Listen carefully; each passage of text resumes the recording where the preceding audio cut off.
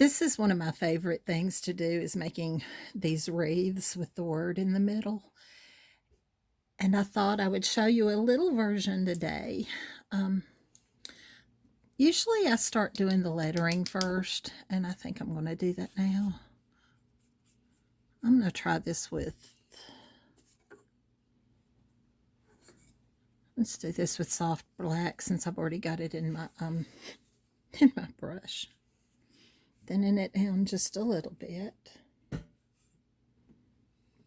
And this is an awful yucky brush. I wonder if I got a better one. All of my liner brushes are about to go bye-bye. I'm going to go ahead and do this with the black instead.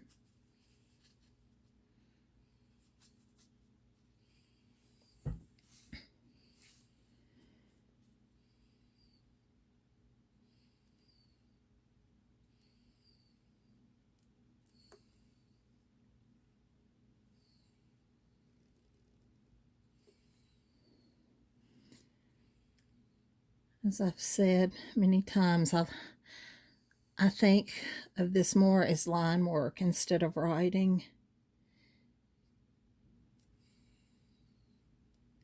And I pick up the brush when I need to. With writing, you put your pencil down and you just go to your finish. And with this, you need to respect how the brush moves. Those bristles are not meant to just go every which way.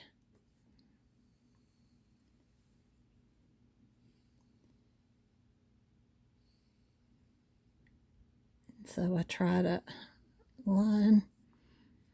I can do this a lot better if I have it closer to me and I'm holding it. I am not a painter that paints with stuff sitting down. I hold everything I paint, but I'm trying.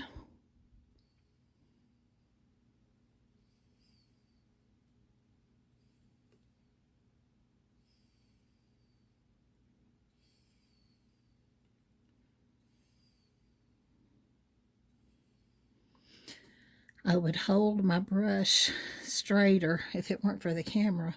I'm trying so hard not to knock this around. I know I've already blown that, but that's okay.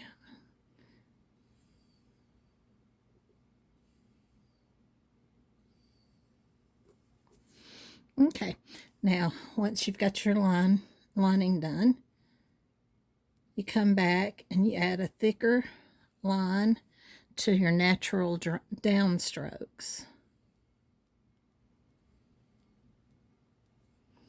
Doesn't matter if you go on the outside or the inside. I usually go where I have the most room.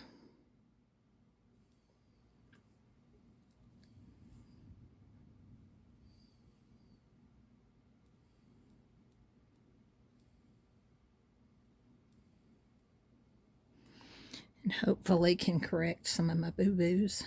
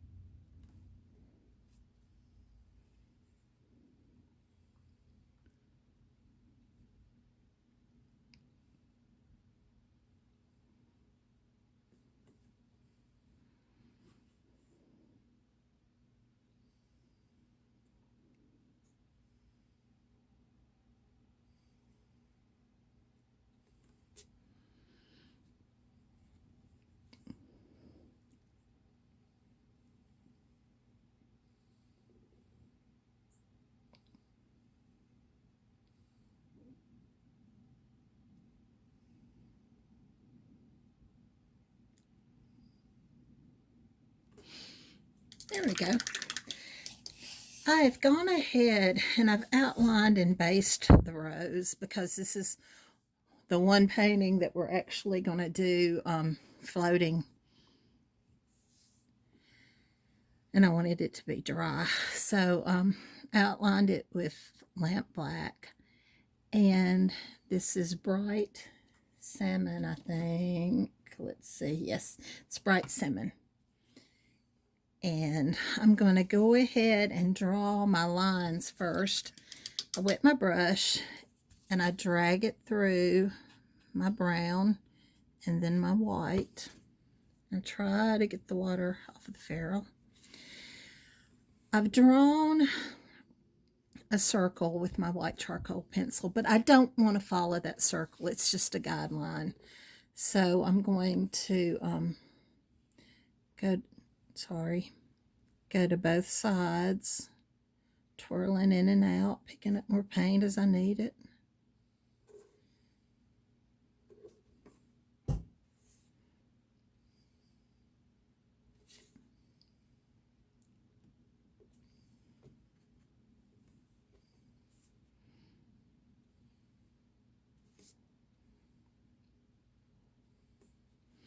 On this background, you'll notice I've just got some white, bubble white dots on it. I thought that was really cool looking for the background here.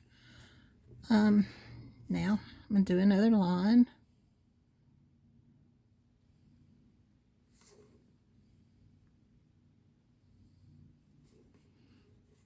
Again, twirling in and out.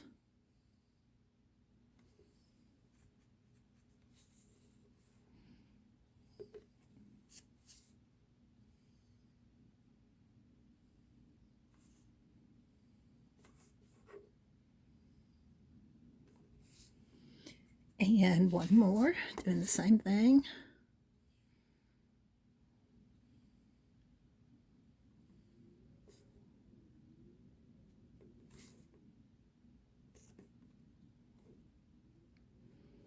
Doesn't matter if the line's broken. I try to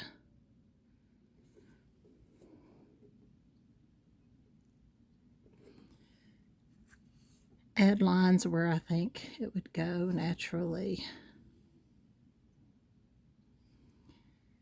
I pulled some honeysuckle today. Whew, Lordy mercy, talk about stuff twining in and out. Whew. Now I'm going to pick up, if I can find it, my number 2 round. This is my go-to brush for everything. I've discovered that I paint mostly with 2s and 4s of anything. I'm going to lay down that leaf shape that I drew with my green foliage. Dadgummit, I'm sorry, y'all.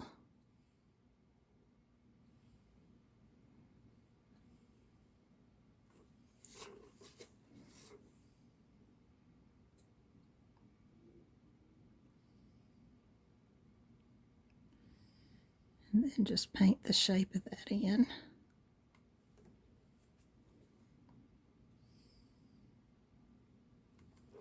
Picking up some more. I would usually let that dry just a little more. Let's see if we can make this work. Pick up some more foliage green. Then on the edge, pick up some of the leaf green. I'm going to try to blend that into the bottom.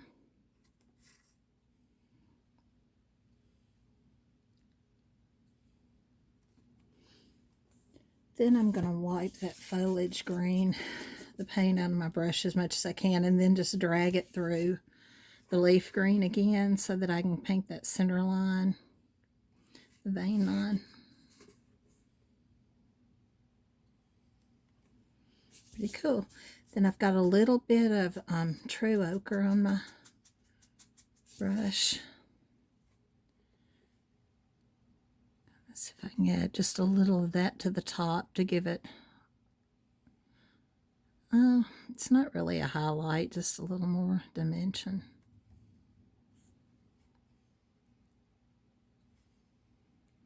And I use just that foliage green to kind of blend that back. And there is that. Now I'm going to add some lines for my berries. I love painting berries. So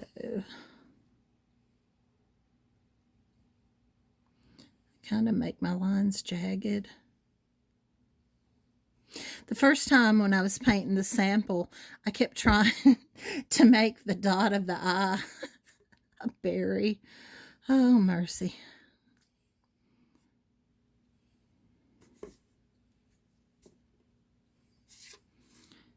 I have some going out this way. I try to keep the berries in odd numbers. I don't always succeed. Don't worry too much about it.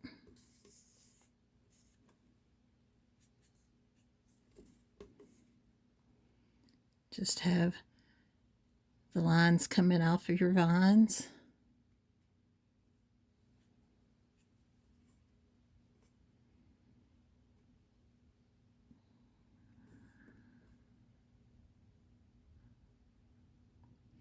So you've got all that empty space in there and you need to fill it somehow.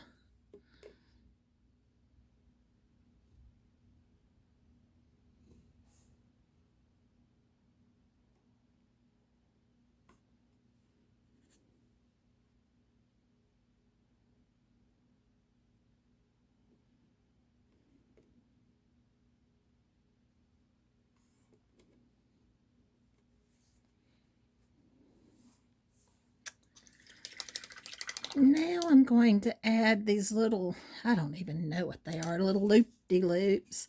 This kind of carries the theme of your lining and your rows over.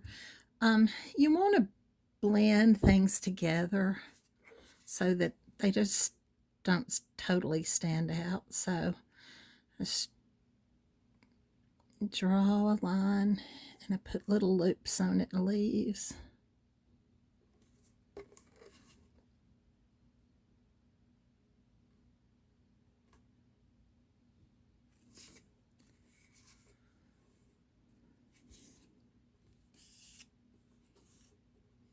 Let's see if I can squeeze one in here.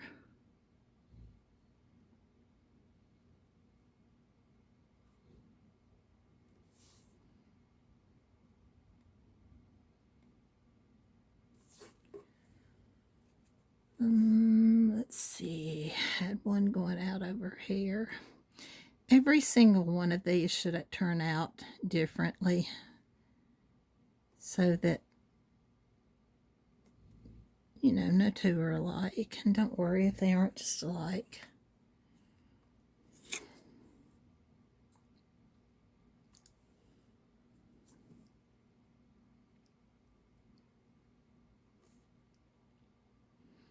I don't worry about if they're even or jagged or lopsided.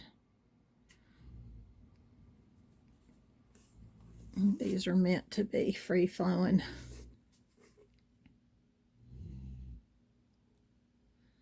Oh, that kind of went bleh.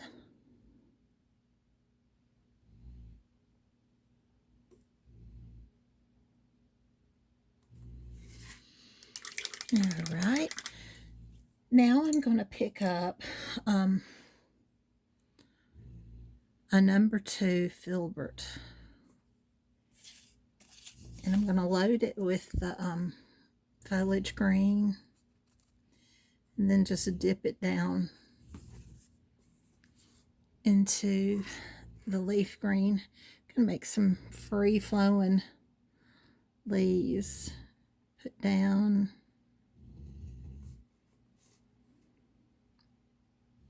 Kind of twist as you pick it up.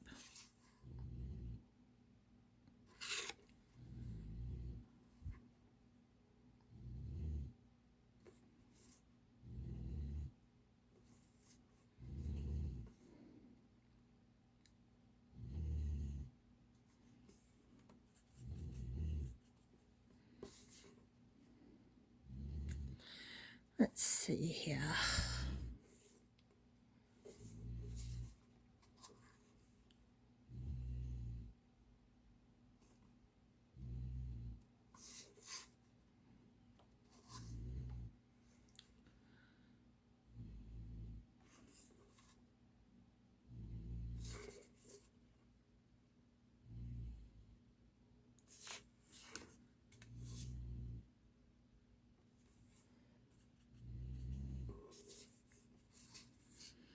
just here and there. No rhyme or reason.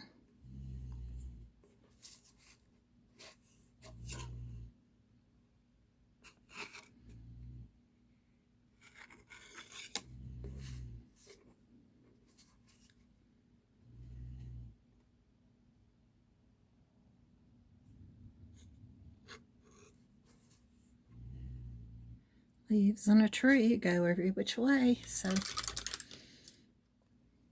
do the same with this. Then I'm gonna add little stems with the leaf green.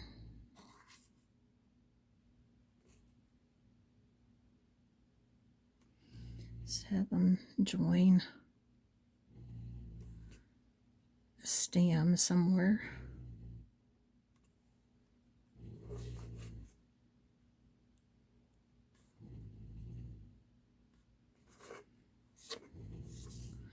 I usually curve my stems.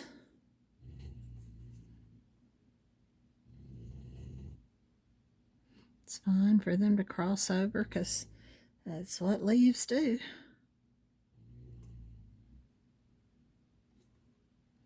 Thing about this, if you have something you don't like, you can just cover it up. There's no right or wrong. Then I'm going to thin that leaf green with my liner and just add that inside those leaves that I drew. I don't know if y'all can hear him snoring, but Charcoal is having a good old snore.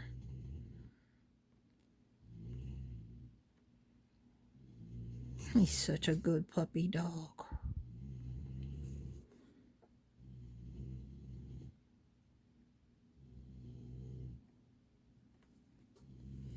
Got paint water that was about to drip.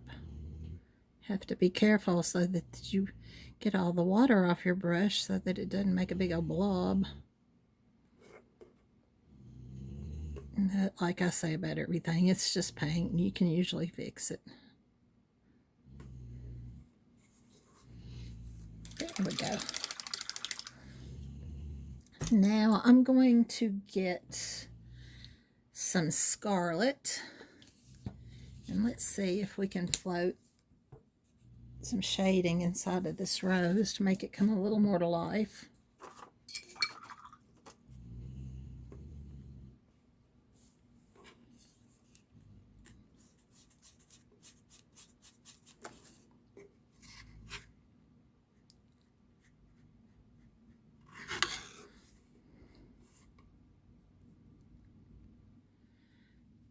I'm going to try to shade it down what I would think of the bottom of the leaves.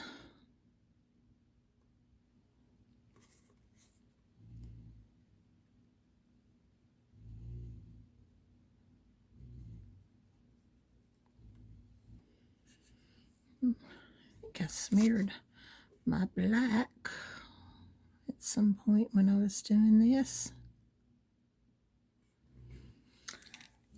If you get paint outside where it goes, your little fix-it brush, look at that. How easy is that? Let's see if we can get rid of most of that. It'll be okay.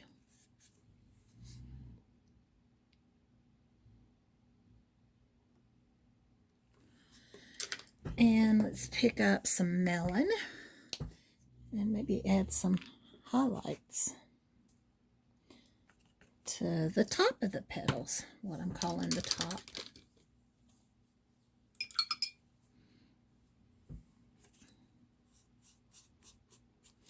I'm using an 1/8 angular.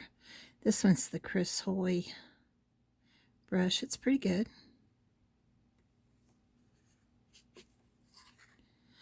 I have a silver 1/8 angular that's really good too. Silver brush.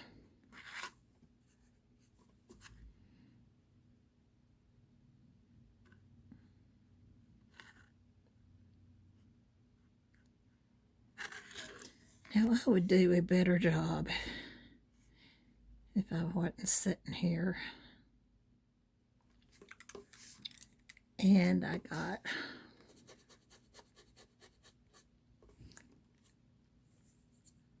out of lines. Imagine that.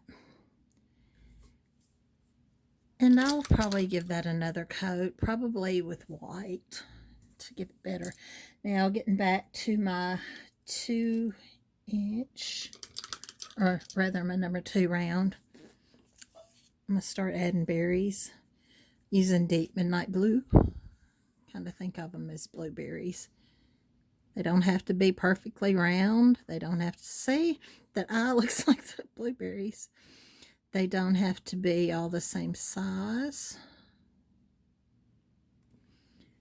As I said earlier, I do try to keep odd numbers, but sometimes I don't even do that.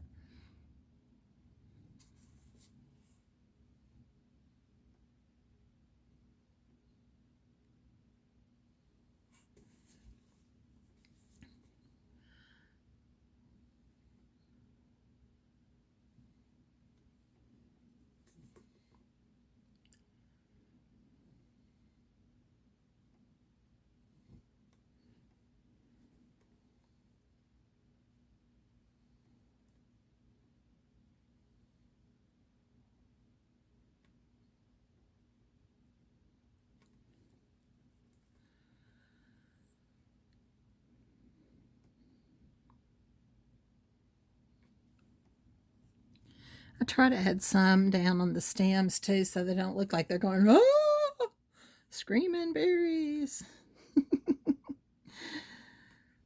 I had a English teacher that used to say that's what exclamation points did to her. It was just like you were screaming and going, yeah. So every time I make an exclamation point, even though it's been well over 30 years, I think about her and just kind of giggle.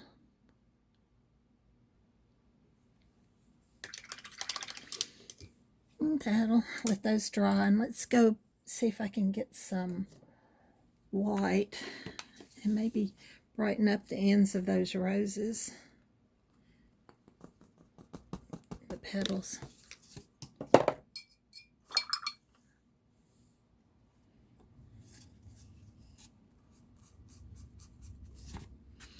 Oops, I think I got bleached sand. Oh well. That helps. And you might need to go over your outlines again, because it's almost impossible to float something this small and not get outside the lines. For me, anyway.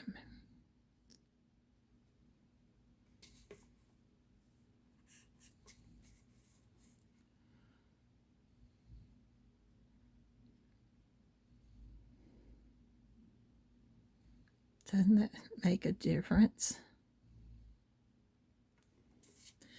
Now, with the berries, you could do what I call messy floats. Just kind of pats it down on all the berries. And I am world famous for using my fingers to pull off stuff. But I really am going to get the white this time. And I'm going to dry brush these berries just a little bit. Because if you've seen blueberries, and I love blueberries, anything blueberry, they kind of, it's too much paint. Doesn't take much at all. And some of these are still wet.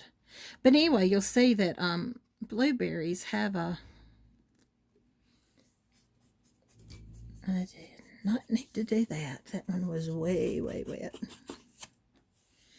Anyway, they have a little white looking haze over them.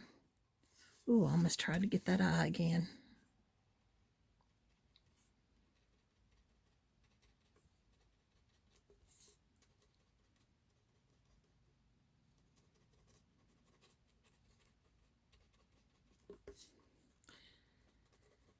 And they also have a little center, but these are so little, there is no need to spend a lot of time doing that. So using the handy dandy stylus, and put little teeny tiny dots on them. Again, they don't have to be at the same place, but I tend to have mine basically all at the same place. I am going to get that eye yet.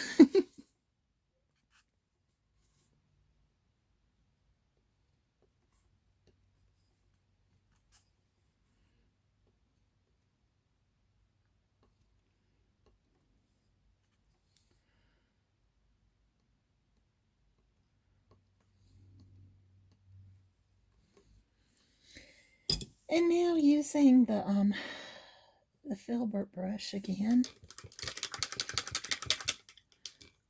and using the leftover paint that we have, let's add some little bitty flowers to break up these vines. And just do a little 4-point.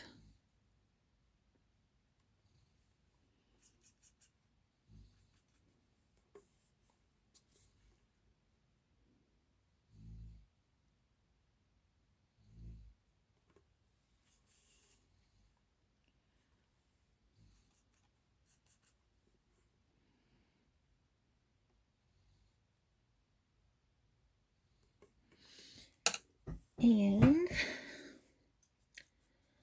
let's make some basic little white ones going in there too. The reason I'm doing white is because I think it needs some white in it. I think most things need white in it. And this will have a little of the orange left in it to blend it together.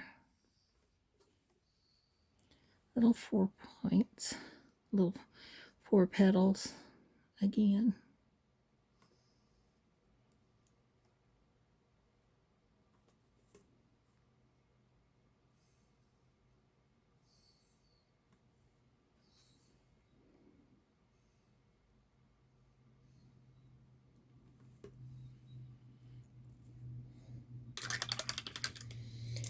And let's see if we can dab the centers in. Let's just get that old yucky liner brush that I had.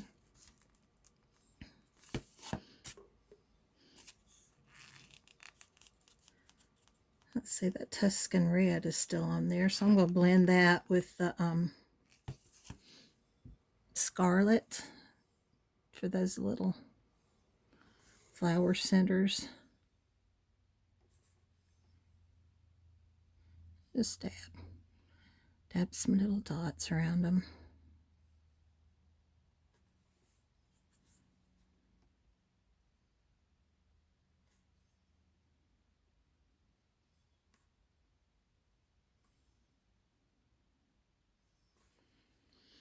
And then that's that. And I think that'll do it.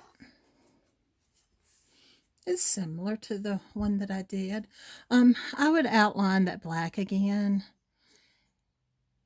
and so that it would be crisper, but there's no need for you to sit there and watch me do that. I'd probably mess it up anyway. But anyway, that's fun. I've got a little bit of my original transfer there that I need to erase, but make sure before you do any erasing that it is very, very dry. These little berry, I think they need to be a little darker, so I would hit it, not totally cover it up. I'd try to do better than that.